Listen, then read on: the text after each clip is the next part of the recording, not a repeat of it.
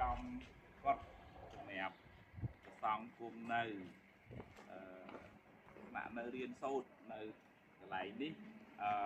គម្រោងនឹងត្រូវធ្វើឲ្យបានឆាប់ហ្នឹងហើយបាននិមន្តប្រសង់គុំនៅញាតិញោមជើញមកលើភ្នំបូកគោហ្នឹងអាចមកថ្វាយគុំព្រះអង្គផងមកធ្វើទានជាមួយប្រសង់ផងបានជាប្រយោជន៍ជាបុណ្យកុសលទាំងពុទ្ធបូជាទាំងសង្ឃបូជាហើយថ្ងៃនេះអ្នកញាបានរៀបចំធ្វើពិធីចុះបឋមសិលាកសាងចេតិយហើយសូមថាញាតិញោមពុទ្ធបរិស័ទទាំងអស់គ្នាមានសិទ្ធិចូលរួមកសាងវត្តទាំងអស់គ្នាបងមកស្វែងគុំអង្គធំផងមកបានទំនុករំប្រសង់នៅក្នុងវត្តអង្គធំក្នុងពូកូននឹងផងក៏ហើយខ្ញុំមានប្រសាសន៍អីតិចទេជូនពរជូនបុណ្យកុសល